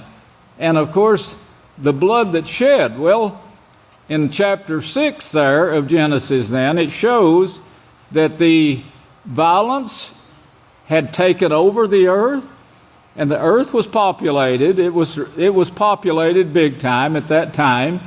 The men lived old ages, so did the women. They had children pretty close together. They were strong. They were healthy. They lived like 900 to 1100 years instead of dying at 60 years and so forth, or 34 years, like they're dying now. But the earth was very populated at that time, and it overcrowded the microorganisms that were it overpopulated the crippled microorganisms that governed the rainfall. And if you don't have, if the microorganisms cannot govern themselves, that's what governs your raindrops, in fact, and how many raindrops falls at a certain time. We're seeing some of this now. And we'd have a flood right now that would flood the earth if it wasn't for the fact that Yahweh is assisting the microorganism.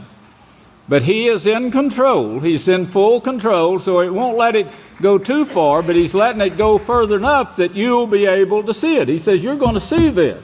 He wants you to see it. He wants you to see that you could actually cause another flood. He says He won't allow it, and He sent the rainbow. The rainbow. Get that? And now He's sending us pictures to remind us of this. And He's sending the one He said would come and tell you to remind you of this, along with the picture of the rainbow. and you're still too stupid to believe? Hey, wake up out there, Christians. Pope.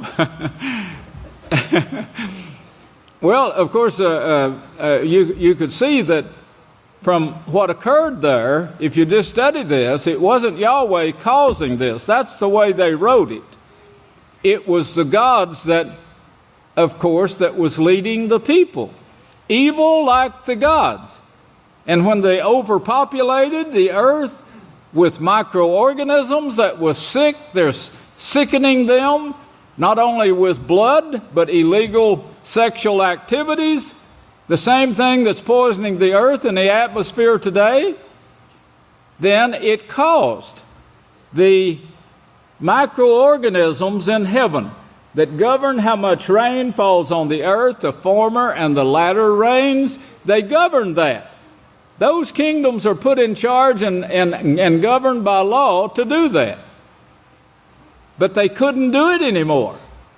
So the waters that was above the earth came down. There's nothing there to stop it. There's nothing to govern it, to keep it from falling. And it came down in abundance until it destroyed what was destroying it. The firmament, the microorganism. Anyway, we got a teacher that I am so tickled about because he can give you this, then you can tie it in if you just study. But you've got to study. You've got to build your mind, whether you see what you're learning or not, let it at least learn it. Let it enter your subconscious mind. And then when you're given your subconscious mind, after you prove with your conscious mind that you'll follow the peaceful solution, not the gods and their evil. And if you set your minds today to really follow the peaceful solution and bring it about in every situation, then you'll be ready when the bombs come and when the explosions come and few men are left, you'll be ready to take over, and you will be capable of teaching 2 billion people and show them why this all took place. Well, the sodomy that's being pushed forth is part of the destruction of your bodies, but it's also part of the destruction of the microorganisms that make up your bodies. And when you poison a body and that body dies or is shedding this poison while it's still living, that cripples the microorganisms. That's what you see here. That's the reason it's being pushed by Satan. Satan wants sodomy. It cripples the body. It cripples the microorganism. And Yeremiah was inspired to write here, I have seen in the prophets of Jerusalem a horrible thing. And on down he says, even in my own house have I seen this. Well, they took over the house of Yahweh, violent men, in the days of Solomon. They already had women in there, pretended to be righteous, that had power given to them by Solomon. So when Solomon died, they used these women and took over the land and the temple, everything. They took it all. That's what you see in the history that Yahweh shows us. That's how they got their hold and took over the kingdom of Yahweh, as Yahshua said. But the kingdom is going to be taken from them, was taken from them. Mount Zion plowed like a field, remember?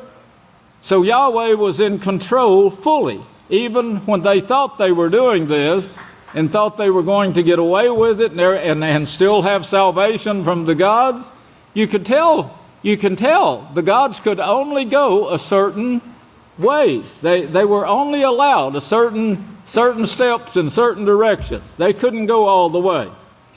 Well, here he says now, the prophets of Jerusalem, a horrible thing, they commit adultery, they walk in lies, they turn from Yahweh and follow after gods, the Elohim.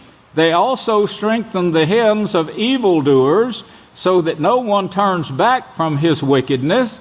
Wickedness is just what I got through talking about. Wickedness is destroying the earth. Revelation says it's time for Yahweh to take over and destroy those who destroy the earth. And that right there is not destroy those who destroy the earth. Yahweh's not going to destroy them. He's going to let it be done. If you remember, he's holding back the wars.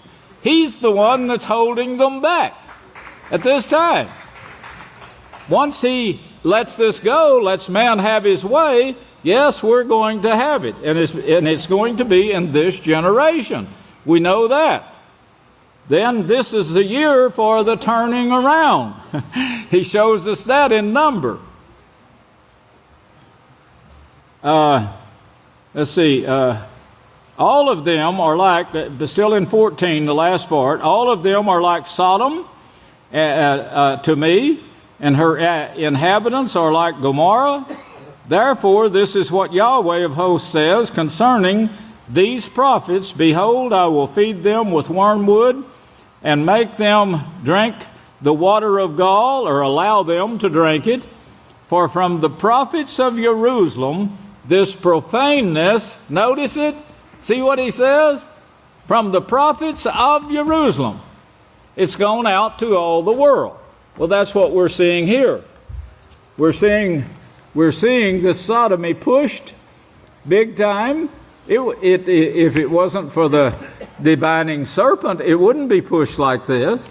They're the ones that's bringing this forth. They've studied it for years and how to maneuver to get their own ways.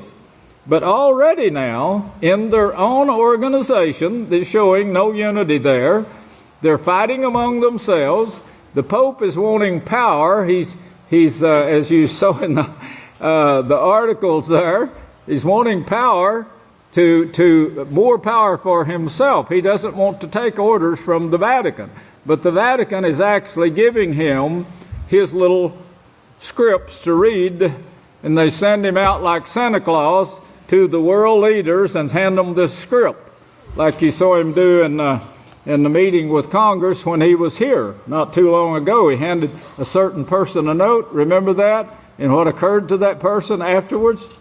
Already officials from 8 states, West Virginia, Arizona, Kansas, Nebraska, Texas, Utah, Maine, and North Carolina, signed on to a brief in recent days asking a federal appeals court to rehear a case in which it sided with a Virginia transgender student seeking to use the boys' bathroom.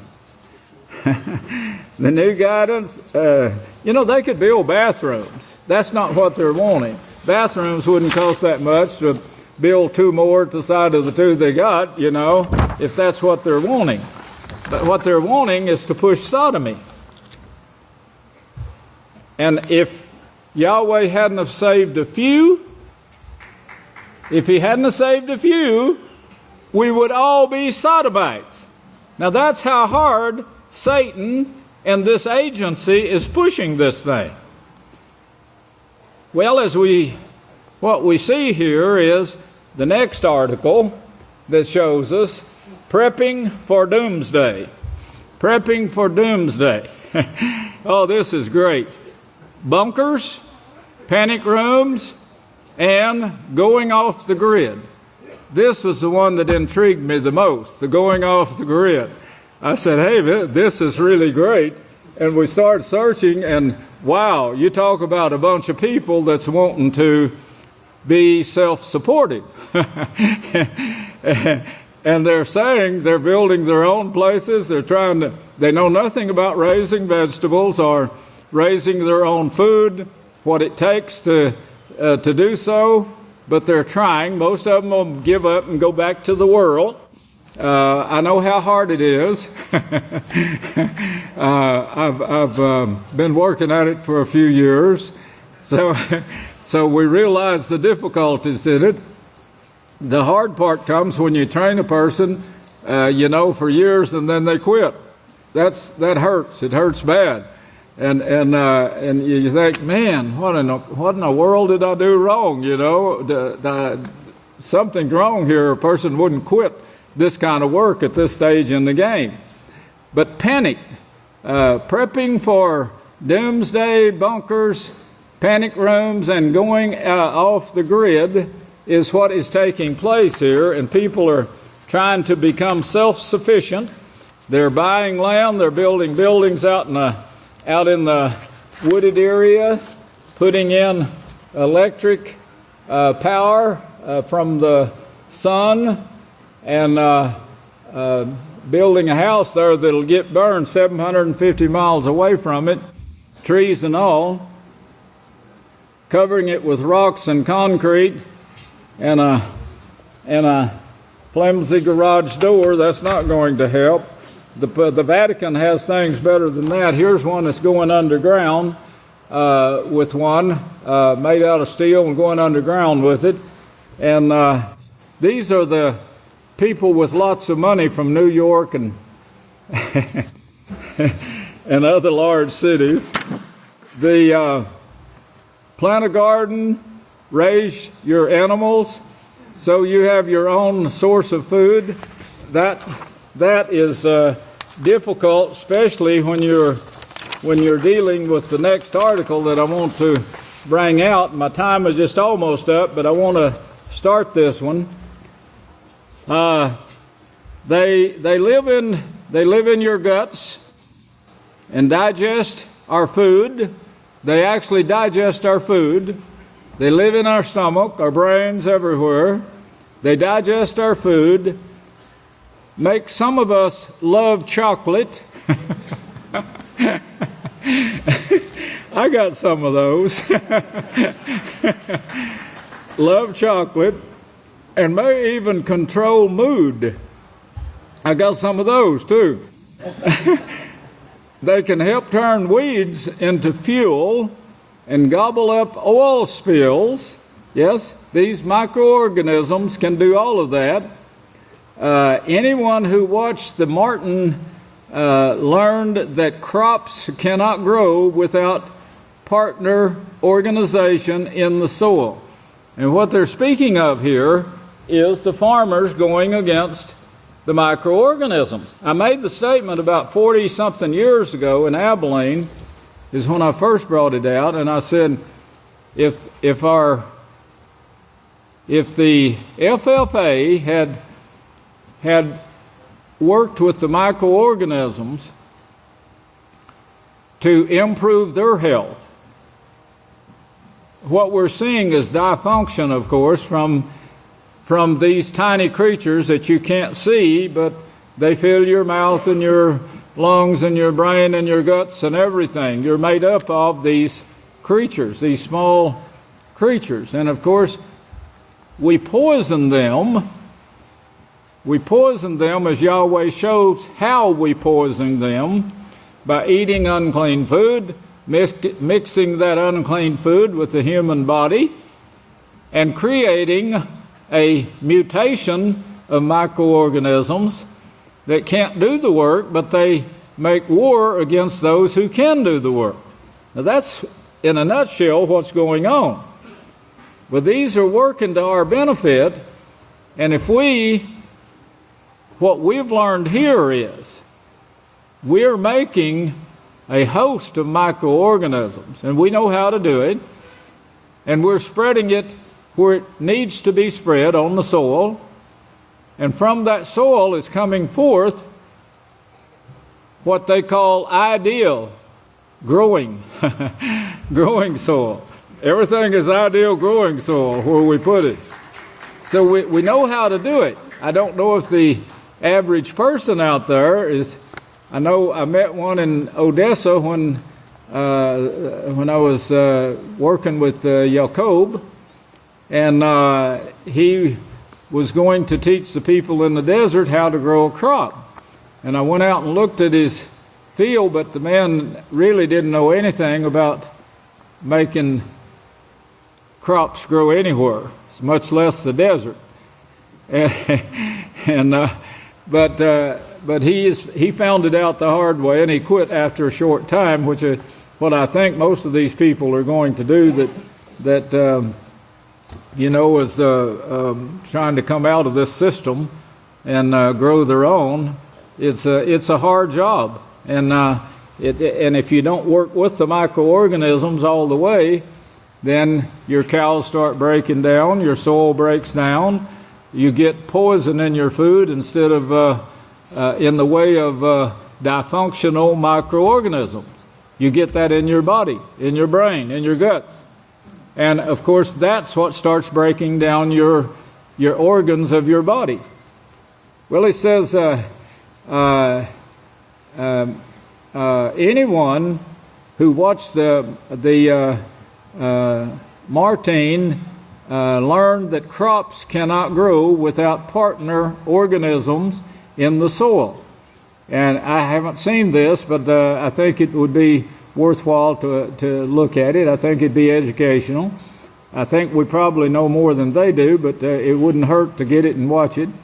Now, the White House wants to encourage research into the microbiome,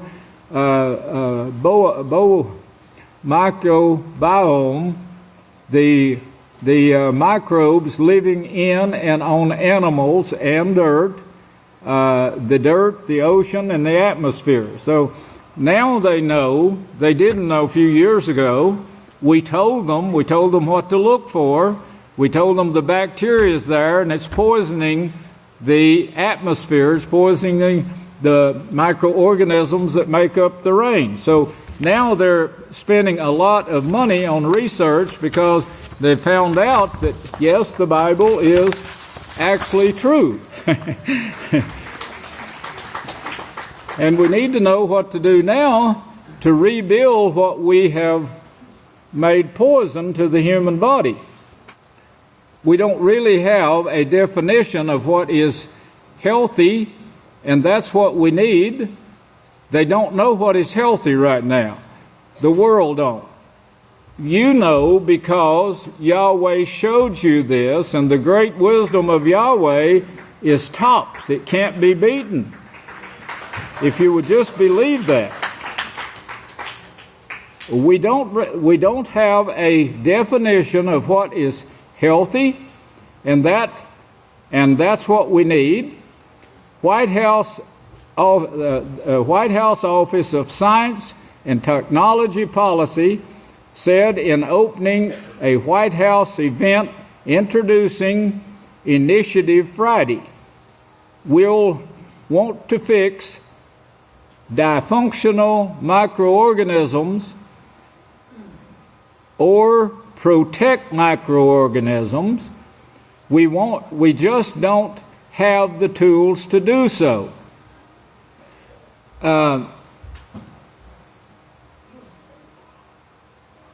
If the first thing that they'll never get it done unless they do what Yahweh tells them to, and the first thing, of course, is to stop doing what they're doing wrong. That is, repent. Repent and be converted. Health Yahweh gave us. He gave us laws telling us how to keep ourselves healthy. That's what He gave to Adam and Eve. And it took them quite a while to start breaking down their bodies and breaking down the earth. I think it was about 1,500 years. And of course, once they did it, then everything got out of control. Yahweh brought it back, and He brought back Noah then. And from Abelin came forth enough people to keep it under control down to this generation. And now with this generation, Yahweh shows that in fact, the Savior showed it to you in Matthew 24, that this generation would be the worst ever in man's history. The very worst ever in man's history. Well, that's what we're seeing right now. We're seeing sin at its peak. The government is alarmed at the rate that the health is going down. The health of the citizens are going down. And they don't know what it is. They can't define health. And they can't define what's causing the body to break down. They're seeing it in bits and pieces, and they're trying to cover it with a Band-Aid. That's all the intelligence they have. So, in putting billions of dollars into this, where they can understand microorganisms, what they're wanting to do is actually change the microorganism, or the ones that are dysfunctional. They want to change them and make them do what they were created to do. Now, if they would stop sinning, and please get this one, every dog on earth today came from, remember how many? It's on Noah's Ark. Every cow came from that. Now, when you try to get a new breed of cattle where you can register that cow as having these qualities, or that dog as having these qualities, to get a new breed recognized in the world today, there has to be several generations of this breed of cow, whether it's Hereford or Black Angus or whatever. Every one of them had to go through the same process of having this bred up to this point, where you have a cow that you want, or a beef stock that you want, or one that gives milk. The Holsteins give the most milk. Jerseys give the richest milk. Well, to get this cow now registered, you had to have so many generations of that cow. But even then, if you don't keep up these crosses coming into that line of cattle, it starts going back. And it goes back to the original. Even the dogs. The dogs do this too. Any breed of stock will go back to the original after a while. So will the microorganisms if you will stop mistreating those microorganisms. Yes. They will go back to the original after so many generations. As long as we keep putting substitutes in there, someone keeps breaking in and raping, as long as we protect those microorganisms, they will go back to the original and start doing their jobs again. That's set by Yahweh to do so. But the first thing that man has got to do, they could pump all the money in the world into this, but they won't help. They won't help it at all as long as they keep making them sick. The thing you're going to have to do is what Yahweh says in Acts 3 and verse 19. You're going to have to repent, be converted. Everybody in the world is going to have to stop sinning. Now, they're not going to do that, but you are. You're going to come to unity, complete unity with Yahweh, to where you're like Him. You won't allow any sin. Any sin will tear down the microorganisms, and they'll start crying out to Yahweh for help. The people caused a flood in just a few years. That flood won't be, but Yahweh is going to let them burn this time. He's going to let them go their limit and burn themselves to death. He says there won't be root nor branch left of them. That's in Malachi, the 4th chapter. You got that? There won't be root nor branch left. All there will be left is the ones that we're going to be working with. We're going to be working with about 2 billion people here that are left alive. We're going to be teaching them farming, but we're going to be teaching it in a way that the microorganisms will be working with us, not against us. The microorganisms will get their health back. They'll come back healthy and alive. We'll get the rains, the former and latter rains, and we'll get our land back to where we can plant a crop, and we'll know what we're going to get, a healthy crop from that healthy land. Yeah. I love you. May Yahweh bless your understanding. I'll turn the services back to the next leader. I love you.